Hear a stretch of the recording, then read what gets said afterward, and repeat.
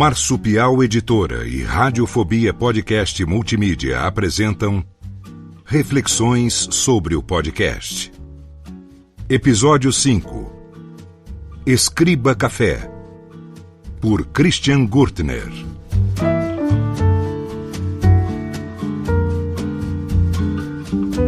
Escriba Café, por mim, Christian Gurtner. Introitos. Alea jacta est, disse Júlio César ao cruzar o rio Rubicão. Foi esse também meu pensamento ao publicar em meados de 2005 o primeiro episódio do podcast Escriba Café. Porém, tudo começou muito antes dessa publicação.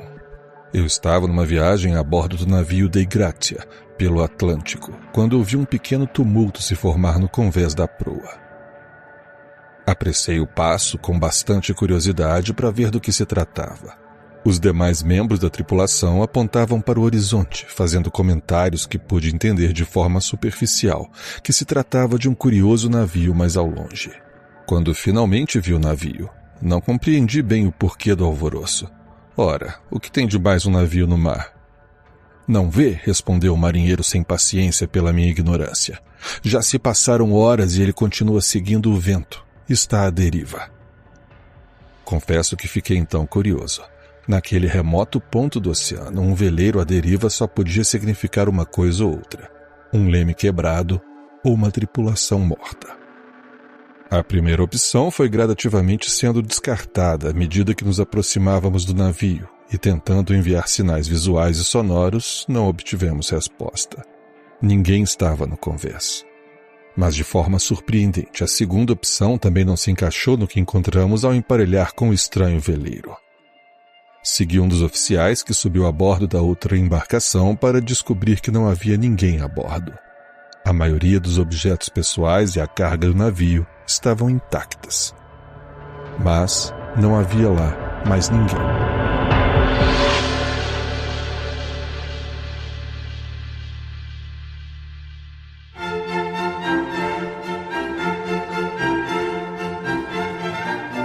Essa é a história do Mary Celeste, um dos maiores mistérios do mar. Tirando o fato fictício de minha presença a bordo do Dei Gratia, a história é real, tendo acontecido em 4 de dezembro de 1872. É uma história fascinante, assim como quase toda a história de nossa civilização, bem como um mistério que nos faz vasculhar a imaginação em busca de respostas. Mas o fato é que, sentindo-me dentro da história, como um observador, tudo fica mais fantástico ainda. E é isso que, desde o início, tento construir com o Escriba Café. A história do Mary Celeste foi narrada no episódio 11 do Escriba Café, que obviamente ainda se encontrava em sua infância, com qualidade deplorável e longe do objetivo de colocar o ouvinte dentro da história.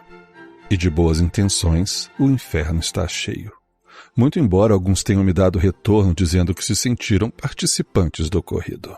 Mas considero o Mary Celeste, bem como boa parte das primeiras histórias narradas pelo Escriba Café, um marco. E o motivo é que todas essas histórias tiveram como fonte inspiradora um único livro, que me acompanhou por quase toda a infância. O grande livro do maravilhoso e do fantástico. Publicado em 1977, o livro é grande em ambos os sentidos, com 592 páginas, bem maiores que a média e pesando 1,5 kg. Encontrei-o na biblioteca do meu pai, lá pelos meus 9 ou 10 anos de idade. Contém várias seções, como mistérios intrigantes ainda por solucionar, que trata exatamente disso, mistérios da história. Passos no desconhecido, sobre acontecimentos ditos sobrenaturais, e outras seções narrando jornadas, expedições, invenções bizarras, superstições, ciência, etc. Passei toda a minha adolescência com aquele livro na cabeceira. É claro que me impressionou muito. E acho que por isso, anos depois, eu ainda o tinha e sempre relia algo, ou por incrível que pareça, ainda conseguia achar um artigo ou uma nota que ainda não tinha lido. Por ser antigo, é óbvio que estava cheio de informações desatualizadas ou erradas, o que requeria muita pesquisa em outros livros e na internet para se chegar a uma história mais completa. Mas, mesmo assim, o considero a pedra fundamental do Escriba Café. Muitas histórias do livro já foram reproduzidas pelo podcast, mas algumas foram desperdiçadas. Pelo menos é o que penso quando olho para trás. Tantos temas fantásticos produzidos com um certo amadorismo e com tão poucos detalhes. Mas, infelizmente, essa foi a trilha de aprendizado inicial que tive que seguir. Seria isso um sinal de futuros remakes? E uma atualização depois da publicação desse livro é que esses remakes estão acontecendo. Comparando os episódios mais atuais com os primeiros, como o do Mary Celeste, considero os mais antigos um fiasco.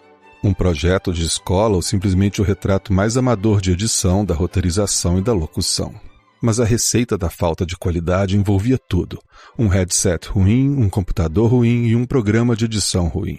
E para piorar tudo, meus conhecimentos sobre edição eram tão ruins quanto os equipamentos.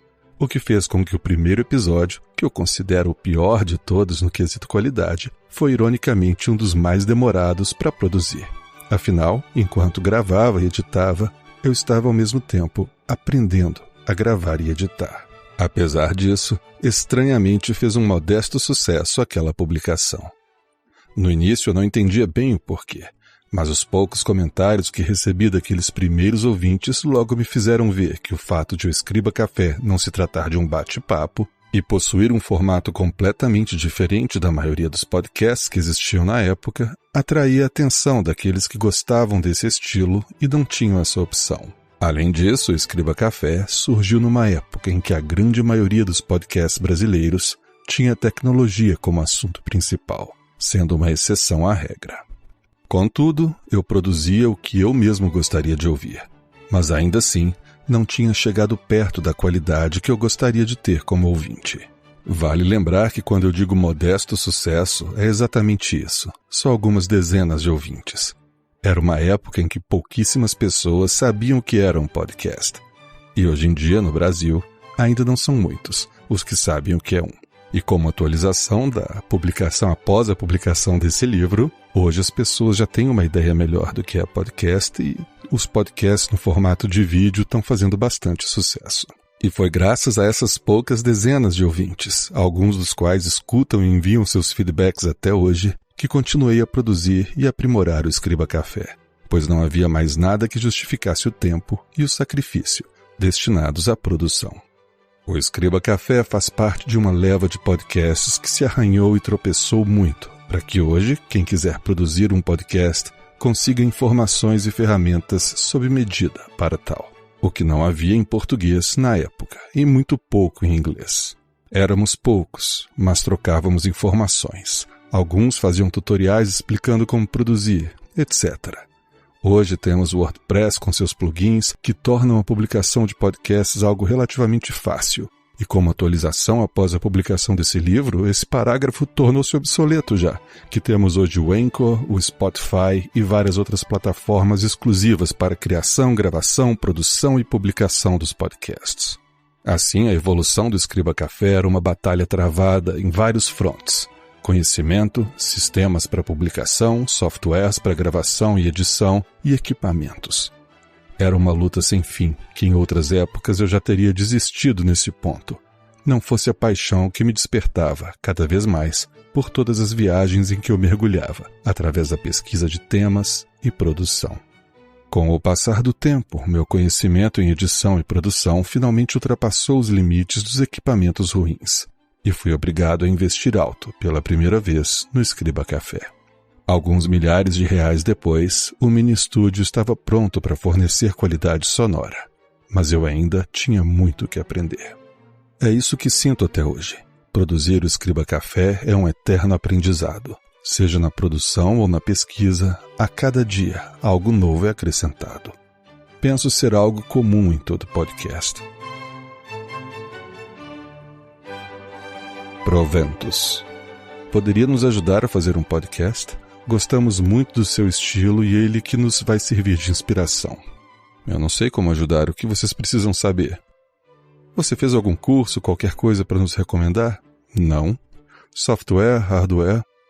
Usei o Sony Vegas por muito tempo, uma mesa de som e um microfone AKG. Hoje só muda o software, pois por estar usando o Mac, tive que me readaptar e usar o Soundtrack Pro. E como atualização pós-publicação desse livro, hoje eu voltei para o Windows e estou usando o Reaper. E como você decide por temas, pesquisa, etc.?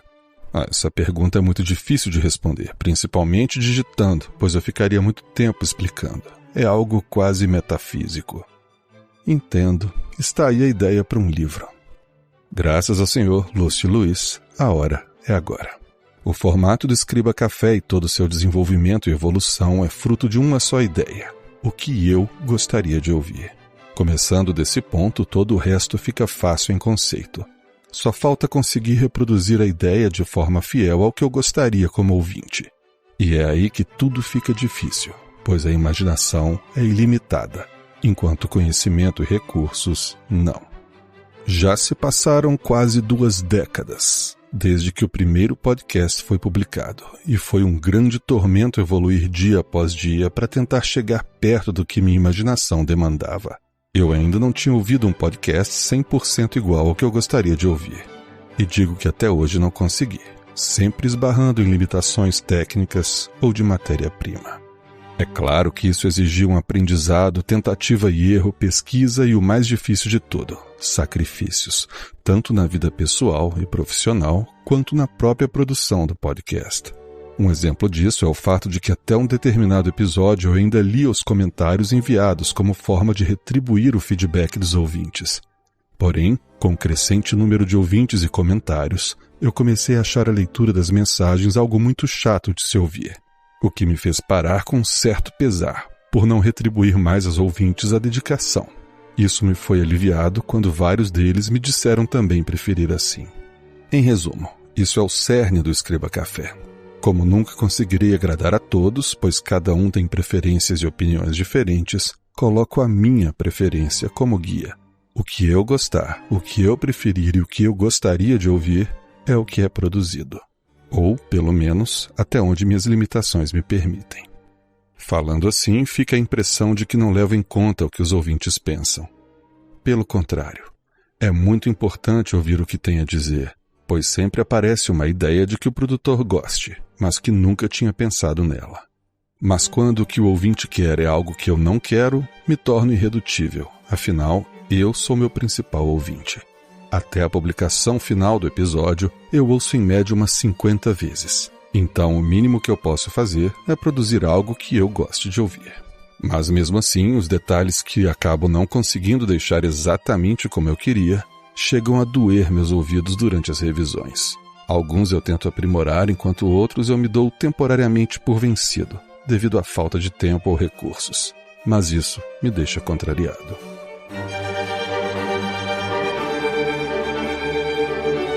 Vestídia. Ao contrário da maioria dos podcasts com roteiros pré-definidos, o Escriba Café possui um desenvolvimento peculiar. Eu só pego na pena e no papel quando surge um tema que eu goste muito. Destaco o muito. Algumas vezes produzi temas que, apesar de gostar, não faziam despertar aquela paixão, energia que alimenta o Escriba Café. E posso garantir que temas que não despertam paixão jamais serão tão bem produzidos quanto aqueles que nos fazem viajar por entre as linhas do roteiro, dos sons e da música.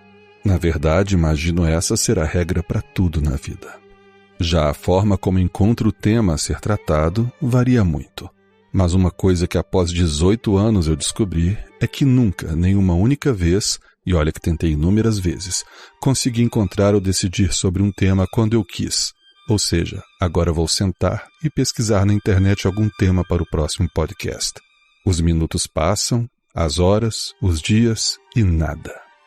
Contudo, às vezes, de forma despretensiosa, estou ouvindo música, olhando para o mar, e então La Musica Noturna, de Luigi Boccherini, me faz lembrar do filme O Mestre dos Mares, que me remete depois a alguma passagem da história que se passa no mar e voa lá. Aquilo fica pulsando em minha cabeça por alguns dias, cada vez com mais detalhes, e então resolvo iniciar uma pesquisa, só para checar. E ao pesquisar mais sobre determinada história, 2 coisas podem acontecer. Eu desistir, o que é raro, ou me impressionar ainda mais com aquilo e decidir produzir aquele tema. Começa então uma das partes mais trabalhosas da produção. Pesquisar, pesquisar, pesquisar, escrever, escrever, escrever. até que o roteiro fica pronto. Normalmente eu escrevo seguindo o ritmo de músicas que eu imagino serem perfeitas para essa ou aquela parte, e com isso, boa parte da trilha já é escolhida enquanto ainda escrevo. Mas aí chega a hora de gravar. Às vezes gravo o roteiro inteiro de uma só vez, às vezes não.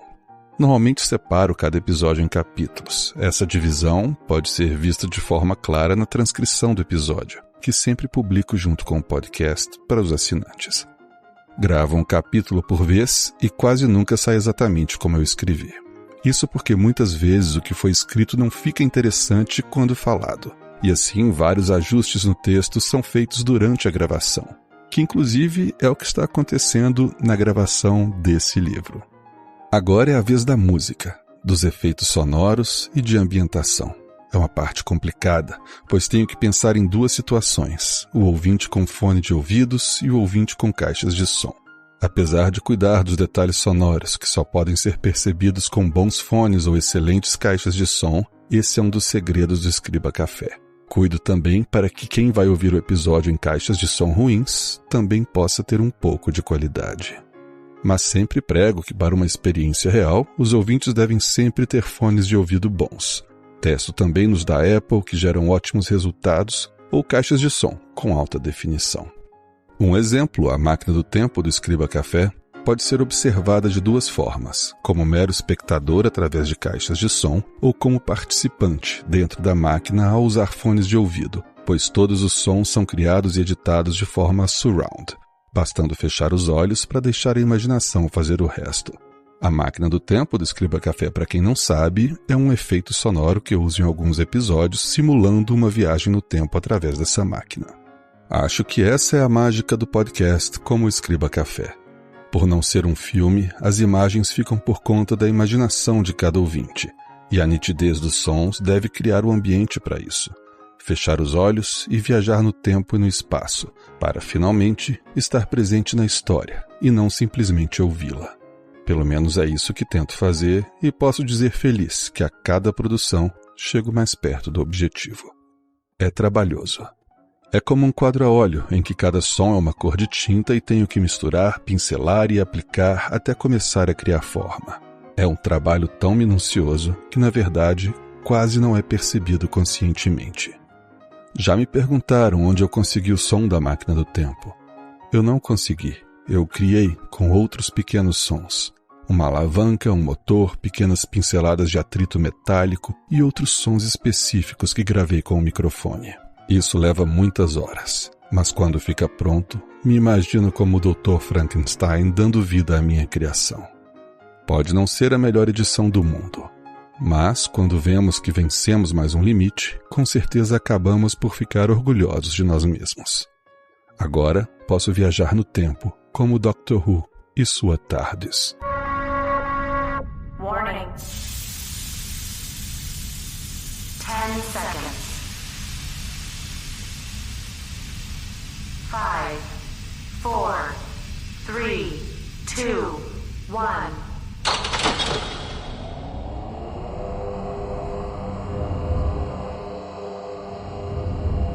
Engaged.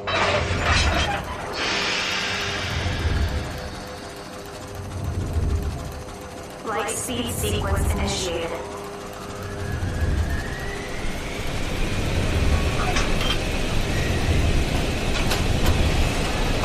All phases complete.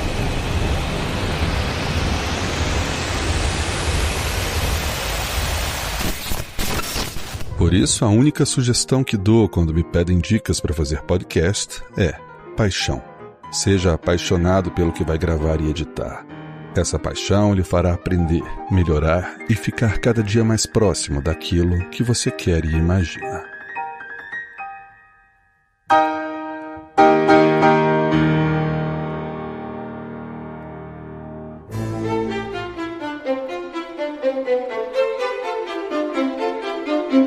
Deus ex machina. Qual o objetivo disso tudo? Fazer algo que eu gostaria de ouvir para eu mesmo ouvir? Até o mais requintado louco estranharia uma mania dessas. Para que gastar dinheiro, tempo e neurônios para produzir um podcast tão complicado como o Escriba Café? A resposta é simples. Existem histórias que devem ser contadas. E é nesse ponto que surge outro fator tão importante quanto a paixão: os ouvintes. Eles basicamente são a única razão para qualquer podcast existir. São eles que definem a continuidade do projeto ou não, e mesmo com a filosofia do Escriba Café de só produzir o que eu gostaria de ouvir, se não houver mais ninguém no mundo que compartilhe esse gosto, então o podcast está fadado a desaparecer. Mas, felizmente, esse não é o caso.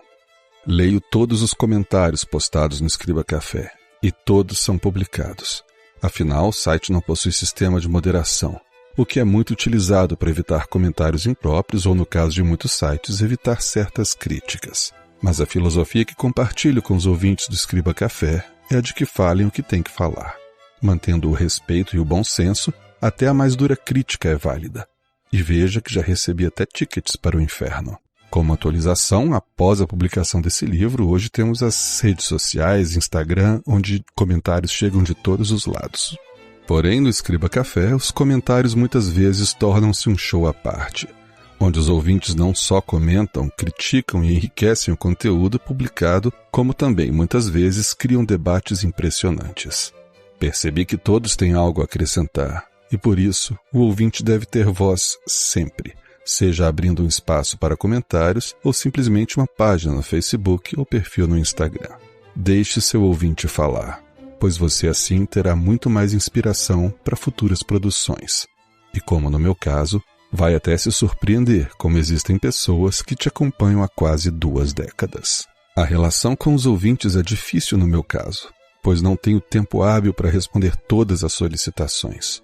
Afinal, toda a produção e tudo que envolve Escriba Café é fruto do trabalho de somente uma pessoa, o que torna extremamente difícil de dedicar o tempo necessário para tudo isso. Porém, essa relação também é mágica. Ler nomes que já são tão familiares nos comentários e criar vínculos invisíveis e muitas vezes silenciosos com pessoas que você nunca conheceu é brilhante. Senhoras e senhores, essa foi uma pequena visita técnica ao Centro de Criação de Leuventhor. E que guardem o que lhes for útil. Não sei quais caminhos tomará o podcast no Brasil e no mundo. Porém, em alguns, vejo uma nostálgica volta à época em que as pessoas se reuniam em volta do rádio para ouvir uma novela, ou o noticiário do dia. E hoje, em meio a uma mídia tão errada e desacreditada como os jornais e revistas, o podcast é mais uma ferramenta que revoluciona a comunicação e dá cada vez mais voz ao povo. Hoje, todos têm voz, e algumas histórias devem ser contadas.